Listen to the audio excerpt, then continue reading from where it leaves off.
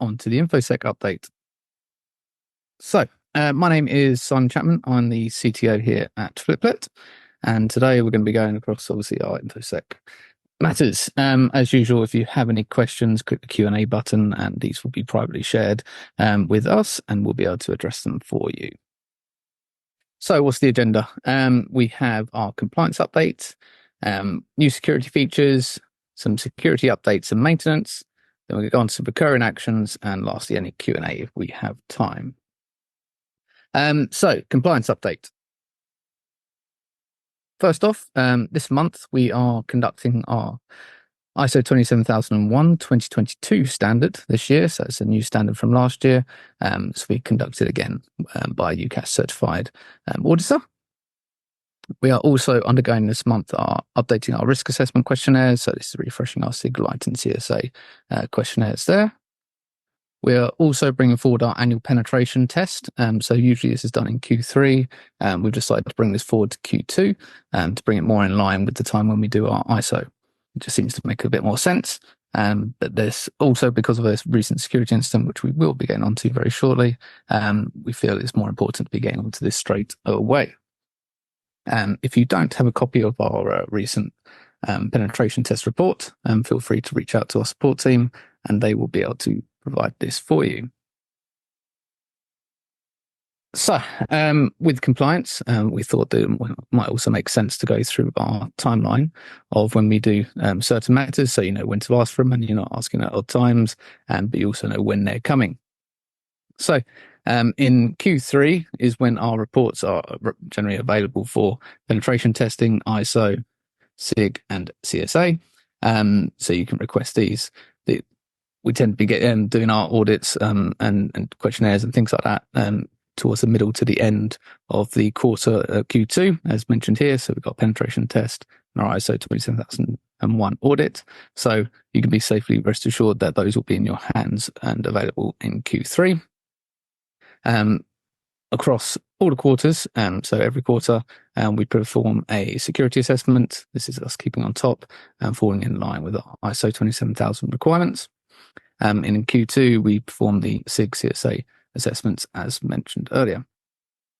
In addition to this, every quarter we do a disaster recovery test, make sure that everything's working and operating as expected. And every other quarter, so that's Q1 and Q3, we perform what's called a red team testing. For those who know what that is, it'll obviously make a lot of sense. But if you have any questions on that, we'd be happy to provide some information. So some new security features. We have recently implemented just-in-time security.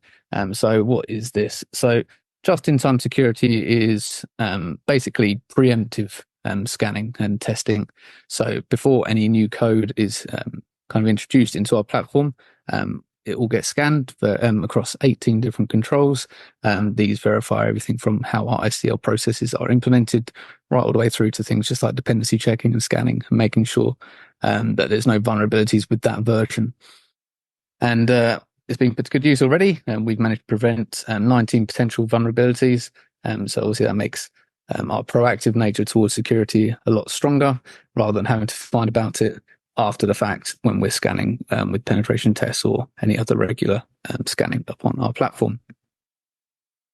Now, onto security updates and maintenance. So, as mentioned earlier, we had a security configuration incident, and we wanted to kind of go over that with you today. So, as many of you may know, we recently encountered this security incident that exposed some sensitive information from our single sign-on component and some configuration details also for our Apple push notifications and Google Firebase messaging.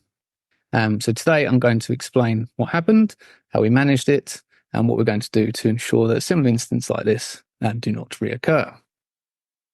So during a recent quarterly security meeting conducted by Ian Broom and myself, this is following in line with our 27001 processes, as mentioned earlier.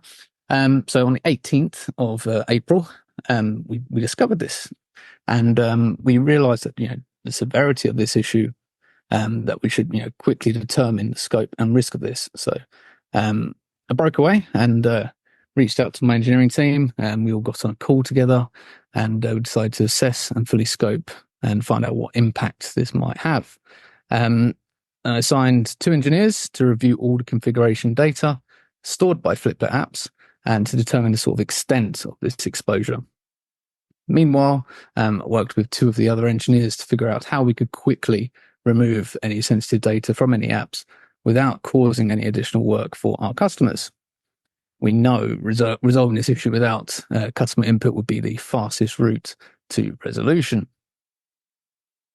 By the end of that day, we had confirmed the scope, what was relating to with the SSO components, Apple push notifications, and Google Firebase configuration details.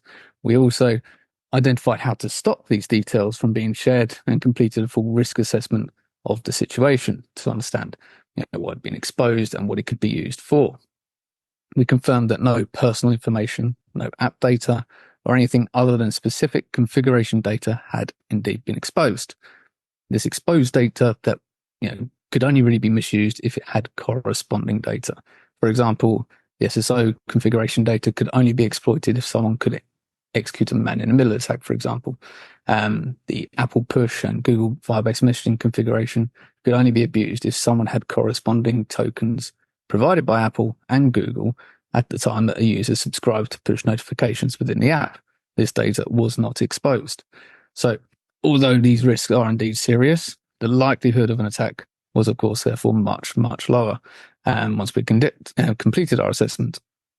But, this is sensitive data. It had been exposed, and we still needed to resolve any risk the data could be used incorrectly. So, on April the 19th, we basically come up with a fix. So we deployed this straight away to remove the sensitive data. And given that Fliplet apps are distributed, some can work offline, we decided that the best way to ensure sensitive data couldn't be abused was indeed to have it replaced. So securing this data would require customers to therefore rotate or replace that data, and that could be abused. So we began deciding what our customers would have to do, which apps were affected, what options the customers had in order to resolve the issue. On April the 22nd, we began drafting all this sort of information. We had to send to clients and what work our colleagues had to do. So they would be properly trained in order with the various instructions and ensuring that we asked customers to do the minimal amount of work in order to resolve the issue. During this testing, we identified some minor improvements that would help verify the changes and save customers some time when updating their details. Our engineering team then implemented a test button in the notification settings. So this is available, as many of you may know. And, so customers can confirm that these details have indeed been rotated and that they were indeed valid. So during our simulated testing and training, we discovered that duplicating apps would also duplicate some of this sensitive information. So to mitigate this risk, we implemented a feature to prevent copying these configurations when duplicating apps. So what has Fliplet learned and what changes are we making? So by default, all data within apps must be consciously included by a developer. And this means that during our review process, our peer review process, that we're paying special attention to this, and that only that information can be kind of opted in and to be therefore be available to an end user.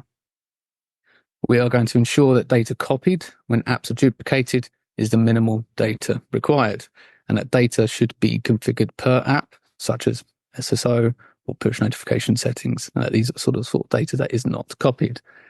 As part of our ISO 27001 audit later this month, we're going to obviously review this process and factor in additional information into scope of our annual penetration tests.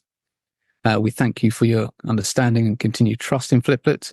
We're committed to maintaining the highest standards of security and ensuring your data is safe with us. Moving on, virus scanning. So this was a feature we implemented last year, and it's now reaching over 6 million files, which is great. And we are constantly updating the databases in order to catch these threats. Patches and security protocol updates. So as mentioned earlier, we're reacting to our just-in-time security monitoring on all Fliplet code. We're engaging in our partnership with AWS of an annual review of our architecture to make sure that it's utilizing the latest standards, features and everything that's available from an architectural and infrastructure perspective.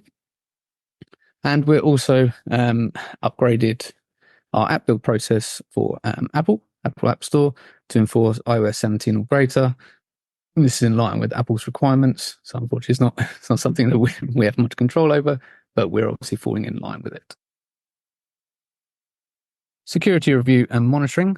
So we have reviewed our GDPR sub-processor list. You can find this on the fliplet.com website. We have reviewed our OWASP application security verification standards to ensure that our SDLC policies are up to date. And as mentioned earlier, we've been conducting red team exercises. So what are these? So this is basically where an individual will kind of almost find or try to find an exploitation of some kind. That doesn't necessarily mean like hacking type exploitation. It could be anything from a process or something that they might have access to and become a bad actor, for example, and try and test our reaction, how we respond, to basically intentionally cause failures in our systems. So we conducted one of these in this quarter, and we're also going to be doing that again halfway through the year. Moving on to recurring actions.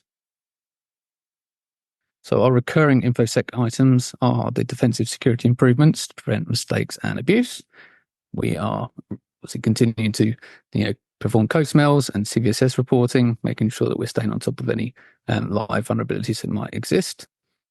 The red team exercises, making sure that we're obviously staying on top of our ability to react to incidents that may occur.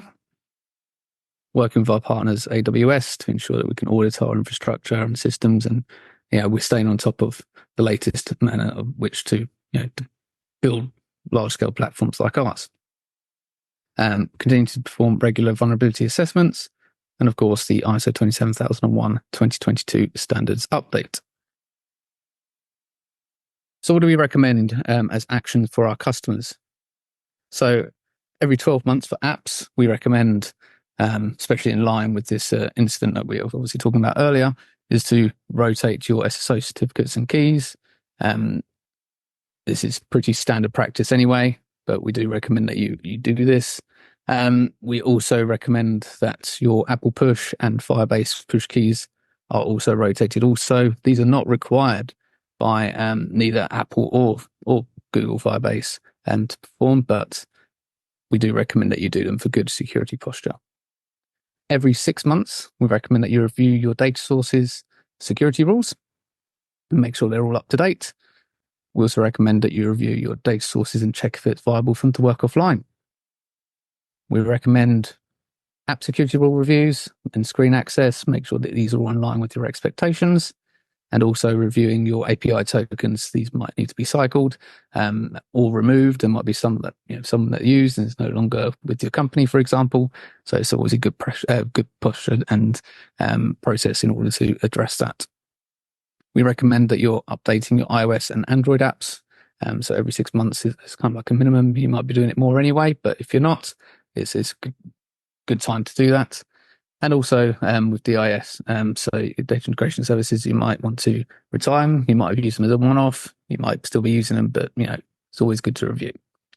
For Studio, every quarter, we recommend that you review your organization's security policy, check in on your audit logs, and of course, if you might have some old apps, an app that you duplicated that you're not using anymore, or maybe it's just an old app that you stopped using as a business, and that you retire these.